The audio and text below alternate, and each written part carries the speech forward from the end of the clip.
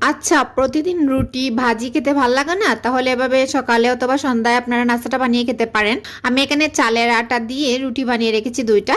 তারপর এখানে আমি ভাজি দিয়ে দিচ্ছি। আমরা প্রতিদিনই তো বাসায় কোনো না কোনো ভাজি করি, আর আমি এখানে আলু আর সিম ভাজি করেছিলাম। তো সেই ভাজিটা রয়ে গেছে, তো ভাবলাম এটা ফেলবো না, আমি একটা কিছু বানিয়ে নেই। তো আপনারাও চাইলে এভাবে বানাতে পারেন। তারপর আমি ভাজিটা এভাবে দিয়ে দিলাম, দিয়ে শেপ করে আর একটা রুটি দিয়ে এখানে আমি চালের পর দিয়ে শেপ করে করে কেটে নিচ্ছি আর কি। তো আপনারা বিভিন্ন কাটার দিয়ে কাটতে পারেন, এটা কোনো সমস্যা না। তো এভাবে আমরা ভাজি দিয়ে এই মজাদার পিঠাটা বানিয়ে খেতে পারি সন্ধ্যা এবং সকালে।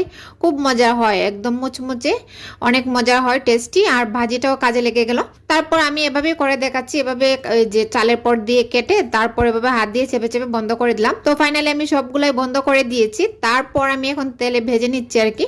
তো এভাবে তেলে ভেজে নেব, যখন এক পাশ হয়ে যাবে তারপর আর এক পাশ উল্টে দেবো আর কি।